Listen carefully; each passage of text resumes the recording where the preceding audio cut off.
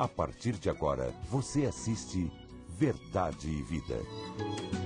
Um programa da Igreja Presbiteriana do Brasil.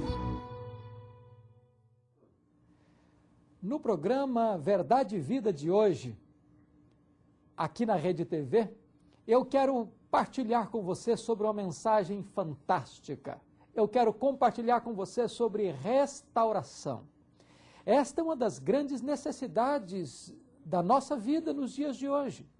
Restauração na vida financeira, restauração no casamento, restauração na família, restauração nas amizades e, sobretudo, restauração na nossa relação com Deus. Chame a sua família, ligue para um amigo e participe desta mensagem, porque Deus tem algo especial para o seu coração. Verdade e Vida. A palavra de Cristo para uma vida melhor. É com alegria, querido amigo telespectador, que temos mais uma vez aqui no nosso programa Verdade e Vida o reverendo Augustus Nicodemos. Ele é chanceler da Universidade Presbiteriana Mackenzie e seja bem-vindo aqui mais uma vez, reverendo. Muito obrigado, Daniel. Reverendo, o que é ser chanceler de uma universidade? O papel da chancelaria é um papel muito antigo nas universidades. O chanceler é basicamente o representante da mantenedora ou da proprietária da universidade. A universidade, por definição, ela tem uma autonomia universitária, liberdade para pensar, para pesquisar, divulgar esse conhecimento, mas, por outro lado, ela pertence, ela é dirigida, ela é mantida por alguma instituição, como é o caso, por exemplo, das universidades católicas ou daquelas que são particulares. O chanceler é aquela pessoa que faz a ligação, a representação entre a mantenedora, a instituição proprietária da universidade e a própria universidade. É uma pessoa, é um cargo de confiança que tem essa função representativa e também de supervisão e de orientação, de cuidar para que a universidade ande dentro dos propósitos e dos objetivos administrativos, pedagógicos, funcionais da universidade que são estabelecidos pela sua mantenedora. Como surgiu a Universidade Presbiteriana Mackenzie? Hoje a Universidade Presbiteriana Mackenzie é a maior universidade da América Latina, são milhares de estudantes. Como surgiu essa Universidade Presbiteriana Mackenzie? A história da universidade é relativamente recente, como também a história da universidade no Brasil, de maneira geral. Tudo começou há 136 anos, quando o casal Chamberlain, casal de missionários presbiterianos, abriram a sua casa para receber crianças que não tinham acesso à educação naquela época.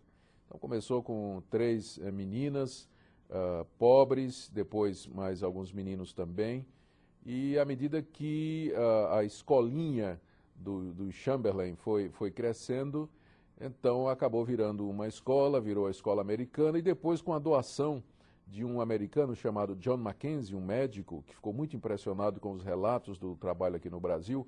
Ele fez uma doação que possibilitou a construção do primeiro prédio da escola americana. A escola virou Escola Mackenzie, exatamente em homenagem a John Mackenzie. E há cerca de 50 anos passados, então, nós começamos a escola de engenharia, uma das primeiras do Brasil, e aí foi se multiplicando, crescendo, e hoje nós temos esse complexo acadêmico gigantesco, que é o Mackenzie, com mais de 40 mil alunos aqui em São Paulo, com mais de 6 centros universitários dentro do Mackenzie e mais algumas faculdades isoladas, dando um total de perto de 30 programas diferentes, programas de mestrado, doutorado, todos eles reconhecidos e muito bem avaliados pela CAPES. E é uma história de bênção a Universidade Mackenzie, que desde o início tinha como objetivo cuidar das ciências humanas e divinas. Essa era a intenção dos instituidores da universidade e é isso que ela tenta fazer até o dia de hoje. O que é ser uma universidade confessional? Uma universidade confessional é uma universidade que tem uma confissão religiosa explícita. Deixa eu explicar isso. Para mim, toda universidade, todo ensino, ele é confessional. Porque para que se possa ensinar, fazer pesquisa, fazer divulgação dessa pesquisa, fazer o trabalho de extensão, existe uma agenda, existe uma ideologia por trás, uma visão de mundo que vai controlar a escolha dos professores, o projeto pedagógico, a escolha da literatura e da bibliografia a ser distribuída. Então, toda a universidade ela é confessional porque ela segue uma agenda de pressupostos e crenças que está por detrás do projeto pedagógico e do processo de ensino. Então, no caso das universidades confessionais, que é uma classificação da própria lei brasileira, elas adotam esses pressupostos a partir da confissão religiosa da sua mantenedora. No caso da Universidade Mackenzie, nós tomamos como pressuposto das nossas atividades a confissão de fé de Westminster, que é a confissão de fé da Igreja Presbiteriana do Brasil. Então, ela regulamenta o nosso projeto pedagógico, a nossa visão, determina os nossos objetivos, e é uma luta contínua, um esforço contínuo para implementar todas as implicações práticas dessa confissão de fé no campus da universidade, sem prejuízo para a autonomia universitária, a liberdade de consciência dos alunos e dos professores. Mas é isso que caracteriza a universidade confessional, particularmente o Mackenzie. O senhor também é um pastor, e eu queria que o senhor encerrasse essa nossa entrevista dando uma rápida mensagem aos amigos telespectadores, encerrando assim a nossa entrevista.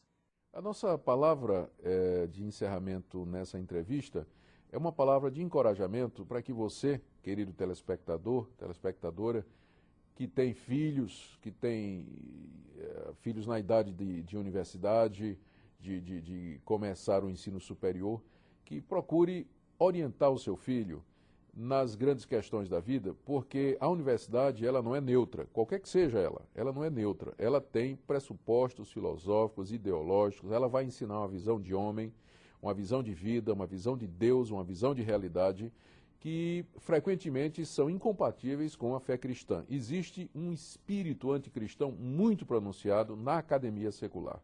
Então, à medida que você está enviando seu filho para a universidade, não pense que ele só vai aprender alguma coisa para o intelecto dele. Ele vai estar aprendendo uma visão de mundo, uma visão de realidade, valores éticos e morais. Por isso, há uma necessidade de você chegar perto, orientar, fortalecer a educação cristã, o ensino na palavra de Deus, porque é um conflito de mentes, de intelectos, é um conflito de visões de mundo diferentes. E faz parte da nossa tarefa como pais educar os nossos filhos, inclusive nessa área, dando boa literatura, fornecendo subsídios para que ele tenha as respostas adequadas para as questões da vida. Muito obrigado, reverendo Augusto, por sua presença mais uma vez aqui no nosso Verdade e Vida. E nós vamos para mais uma mensagem musical e depois a mensagem da Palavra de Deus com o reverendo Hernandes Dias Lopes.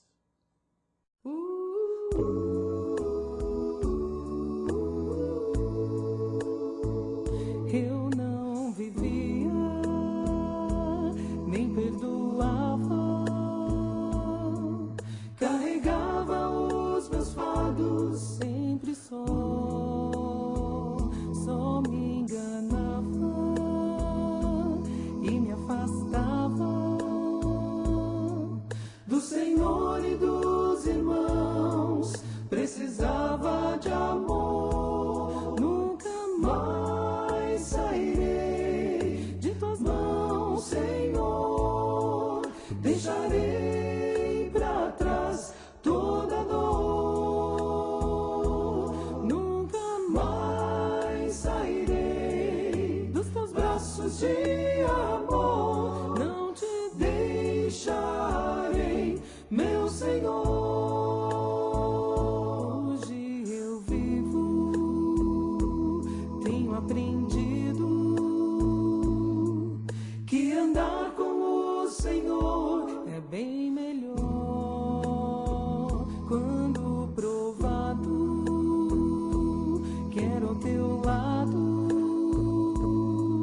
aprovado me encontrar, pra mostrar que sou teu, nunca mais sairei de tuas mãos, Senhor, deixarei pra trás toda dor, nunca mais sairei dos teus braços de amor.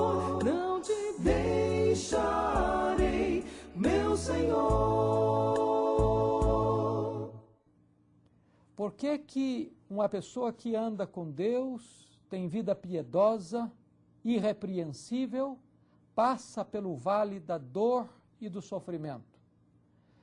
Porque aqueles que se desviam do mal são entregues às provas mais amargas na vida. O livro de Jó nos ensina algumas verdades preciosas sobre isto. Diz a palavra de Deus que num dia em que os filhos de Deus estavam reunidos, Satanás apareceu e Deus perguntou: de onde vens? E ele respondeu: de rodear a terra e passear por ela. E Deus perguntou-lhe: observaste o meu servo Jó, homem íntegro e reto, homem temente a Deus e que se desvia do mal? Então Satanás disse para Deus: também puderas. Tu tens abençoado a vida dele. Ele é um homem rico, é um homem próspero. Toca no que ele tem e verás que ele blasfemará no teu rosto. Então diz a Bíblia que Deus deu permissão a Satanás para tirar os bens de Jó e provocar-lhe grande sofrimento. Jó não sabia disso, mas Deus constituiu Jó como seu advogado na terra. E diz a Escritura que Satanás tocou em primeiro lugar nos bens de Jó. Jó era um homem riquíssimo e ele perdeu todos os seus bens, como que numa tacada só. Ele foi à falência, ele foi à bancarrota, ele foi para a lona, ele perdeu tudo que possuía.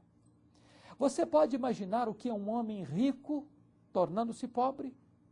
Um homem que é detentor de grandes propriedades, de enormes rebanhos, que tem muitos servos a seu favor, e de um dia para a noite perder tudo, decretar falência, perder o crédito.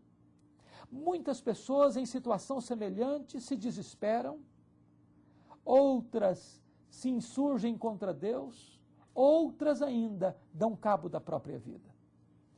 Não bastasse isso, diz a Bíblia que Jó perde todos os seus filhos num único acidente. Jó era um pai amoroso, intercessor, sacerdote do lar, que tinha 10 filhos que viviam unidos, amigos. E diz a Bíblia que Jó intercedia por eles, cuidava da vida espiritual deles, pois Jó recebe uma notícia de que num dia de festa acontece um acidente e os seus 10 filhos morrem esmagados sob os escombros de uma casa que cai sobre a cabeça deles. Você pode imaginar o que é um pai ir para o cemitério e sepultar os seus 10 filhos num único dia? Você pode imaginar, porventura, como é que este homem volta do cemitério? Como é que ele retorna à sua casa? O buraco existencial aberto em seu peito, a angústia que assola a sua alma. Este homem, mesmo depois de tamanha tragédia, ele não blasfema contra Deus, ele não fica amargurado contra Deus, ao contrário, ele diz assim: o Senhor Deus deu, o Senhor Deus tomou, bendito seja o nome do Senhor.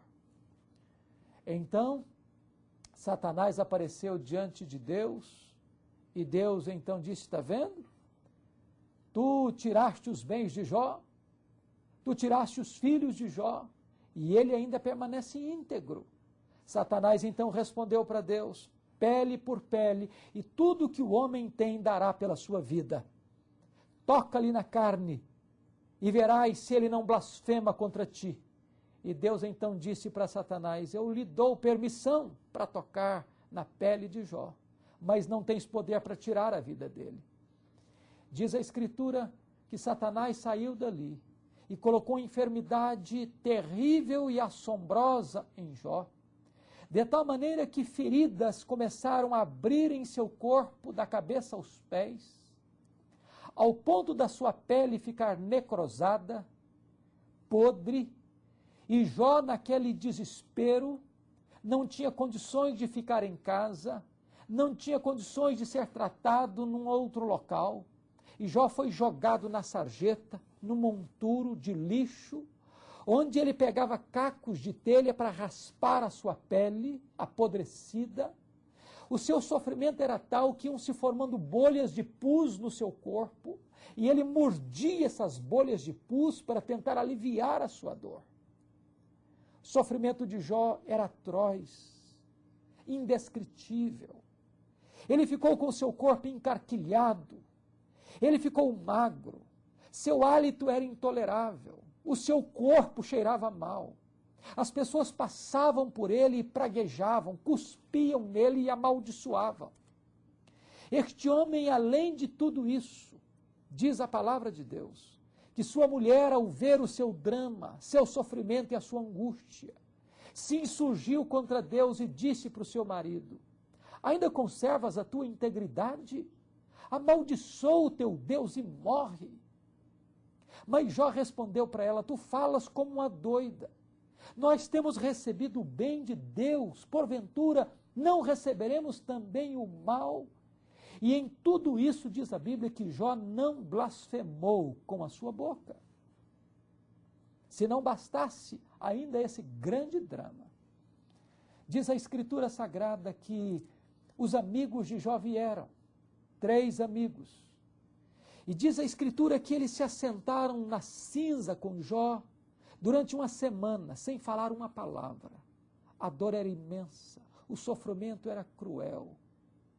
Era uma situação de pavor, de sofrimento atroz. E naquele momento eles apenas se condoeram com Jó, sem falar uma palavra sequer. Mas depois de uma semana, diz a palavra de Deus que esses 3 amigos de Jó começaram a tentar entender ou interpretar o sofrimento de Jó e assacaram contra ele pesadas e levianas acusações. Chamaram Jó de soberbo, chamaram Jó de avarento, chamaram Jó de desonesto, chamaram Jó de adúltero, lançaram sobre ele as setas venenosas das críticas desumanas, acrescentando ao sofrimento de Jó angústia ainda maior. Jó está, na verdade, completamente desamparado. Uma situação das mais calamitosas. Mas nesse momento, diz a Bíblia, que Jó, na sua angústia, na sua dor, na sua opressão, como que cravejado por setas, ele ergue aos céus nada menos do que 16 vezes a pergunta: por que, meu Deus? Por que eu estou sofrendo? Por que a minha dor não cessa? Por que eu não morri no ventre da minha mãe? Por que eu não morri ao nascer? Por que os seios da minha mãe não estavam murchos de leite para eu morrer de fome? Por que o Senhor não me mata de uma vez? Jó queixa-se com Deus 34 vezes. Ele extravasa a sua dor, ele espreme não apenas o pus do seu corpo, mas o abscesso da sua alma. E este homem, no auge da sua dor, buscando uma resposta para o seu sofrimento, encontra apenas uma resposta de Deus: o silêncio total de Deus. Talvez este é o drama que você está vivendo. Talvez você esteja passando também por um momento de grande amargura, de grande sofrimento. Quem sabe você perdeu os seus bens. Quem sabe você foi despedido da sua empresa. Quem sabe a sua empresa faliu. Quem sabe você está desempregado. Quem sabe você saiu da faculdade, mas não consegue encontrar uma porta aberta de oportunidade. E você está aflito e angustiado. Quem sabe você está enfrentando o drama do luto. Alguém que você ama, que conviveu com você, que sorriu com você, que celebrou com você, foi arrancado dos seus braços, abrindo um vazio imenso na sua alma. E você atravessa as noites indormidas, as madrugadas insones, alagando o seu leito com as suas lágrimas, a lágrima da saudade, a lágrima do vazio, a lágrima da solidão. E você enterrou na cova do seu ente querido as suas esperanças e as suas alegrias. Quem sabe você está curtindo essa dor? Mas quem sabe você, como Jó, está enfrentando também o drama de um casamento quebrado, de um cônjuge que não compreende o drama que você está vivendo, que na hora que você mais precisou de solidariedade, de um ombro amigo, de uma presença consoladora, de alguém que aliviasse as suas tensões, você encontrou no seu cônjuge uma palavra dura, uma atitude absolutamente de grosseria com você, e você ainda mais foi vergastado, assolado pelo chicote da dor, da crítica e da acusação. Quem sabe você sofre porque o seu casamento acabou, porque um divórcio traumático se instalou na sua vida.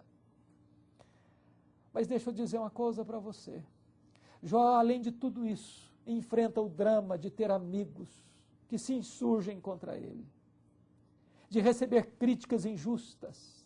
Talvez nenhuma dor é mais aguda do que você ser acusado de algo que você não deve, de alguém levantar um falso testemunho contra você, de alguém macular a sua honra, de alguém enlamear o seu nome, de alguém fazer um juízo temerário a seu respeito. Jó suportou tudo isso. E Jó não se calou. Jó não aquietou a sua alma. A Bíblia diz que Jó ergueu aos céus o seu grito de dor, o seu grito de inconformação, na busca ansiosa de uma resposta que pudesse aplacar a dor da sua alma. Nós estamos vivendo num mundo tão turbulento. Estamos vivendo uma sociedade de tantas crises. As instituições estão em crise. A política está em crise. O nosso parlamento está em crise. A família está em crise. A igreja está em crise. E nestas horas, quando nós passamos por este vale sombrio e escuro, nós queremos uma resposta. Nós também perguntamos, Deus, por quê? Por que agora? Por que comigo? Por que desse jeito? Por que o Senhor não me responde nada? Por que só o silêncio? Por que eu não entendo o porquê estou passando por este vale? Talvez uma das agonias mais profundas da nossa alma é perceber que Deus não nos responde. É na hora da angústia nós gritarmos por socorro e não encontrarmos nenhuma voz, nenhuma mão amiga, nenhum sinal da providência divina. E Jó então faz este questionamento com Deus. Mas deixa eu dizer uma coisa para você. Quando Deus resolveu falar com Jó, Deus não respondeu sequer uma das perguntas de Jó. Ao contrário, Deus lhe fez 70 perguntas. Onde estavas tu, Jó, quando eu lançava os fundamentos da terra? Onde estavas tu quando eu espalhava as estrelas no mar, as estrelas do céu? Onde estavas tu, Jó, quando eu cercava as águas do oceano? E Deus foi mostrando para Jó sua soberania, sua majestade, a sua grandeza, o seu poder. E diz a Bíblia que então Jó se humilha diante de Deus e diz, Senhor, agora eu sei que tudo podes, que ninguém pode frustrar os teus desígnios. Eu falava daquilo que eu não entendia, mas agora, Senhor, eu que te conhecia só de ouvir falar, os meus olhos te veem, e eu me abomino no pó e na cinza. Neste momento, Jó começa a saber e conhecer uma coisa, que Deus é soberano, que Deus está no trono. Ainda que eu não saiba por que eu estou sofrendo, ainda que eu não tenha resposta às perguntas mais profundas da minha alma, eu posso saber de uma coisa, Deus é Deus, Deus está no trono, Ele é soberano, Ele sabe o que está fazendo, Ele sabe para onde está me levando, Ele conhece o meu futuro e Ele tem o melhor para mim. Diz a Bíblia que quando Jó começa a orar pelos seus amigos, Deus restaurou a sorte de Jó. Deus mudou a sorte de Jó. E Jó recebeu de volta em dobro a riqueza que possuía. Jó teve mais 10 filhos. Agora Jó tem 10 filhos no céu e 10 filhos na terra. Deus devolveu a Jó o seu casamento. Deus devolveu a Jó a sua saúde. E diz a Bíblia que Jó agora ainda vive mais 140 anos. E viu com alegria seus filhos, os filhos de seus filhos, até a 4ª geração. E ele morreu com a velhice ditosa e farta de dias abençoados. Deus restaurou a sua sorte. Eu quero dizer para você que Deus também pode restaurar a sua sorte.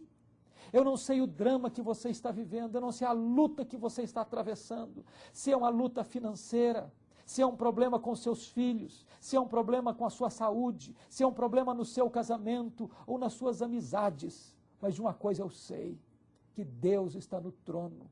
Deus sabe o que está acontecendo com você, Deus sabe onde está você, Deus sabe para onde está levando você, e Deus é poderoso para restaurar a sua sorte. Não desanime, não aflija a sua alma, não se desespere. Deus está no controle, Ele é soberano e Ele é seu Pai. As mesmas mãos que dirigem o universo dirigem a sua vida. Você não é como um barco à deriva no mar da vida, jogado de um lado para o outro ao sabor das ventanias. A sua vida está nas mãos do Deus Todo-Poderoso. Quando o problema chega e a crise se instala, Deus sabe, Deus vê, Deus tem um plano, Deus tem um propósito. Satanás quis empurrar Jó contra Deus, mas Jó ficou mais perto de Deus. Nada, nem ninguém pode afastar você do amor de Deus. A sua vida está segura nas mãos do Deus Todo-Poderoso.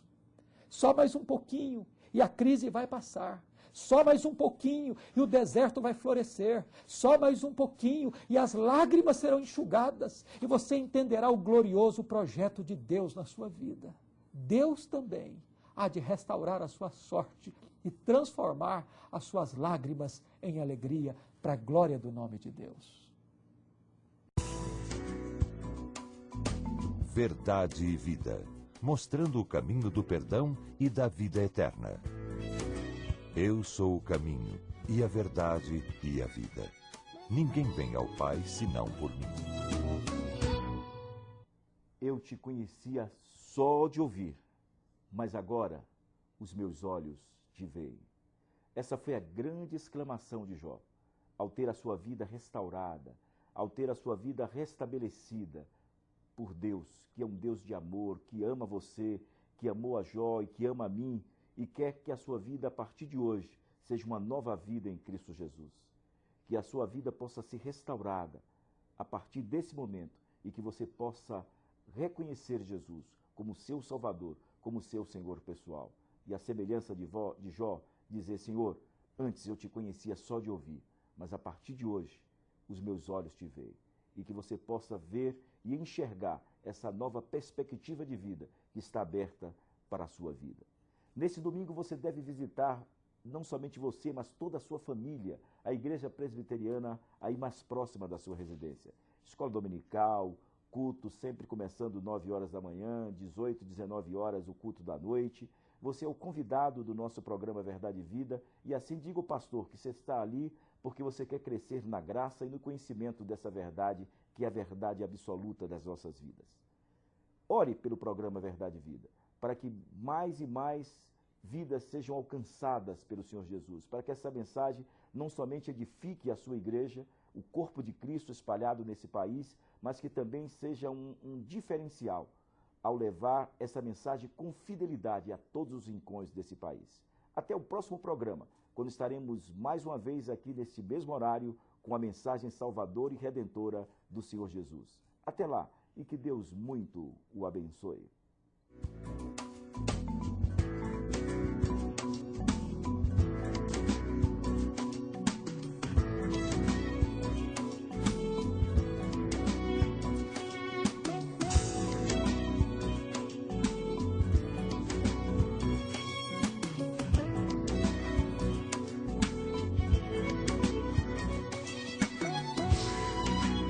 Verdade e Vida. Um programa da Igreja Presbiteriana do Brasil.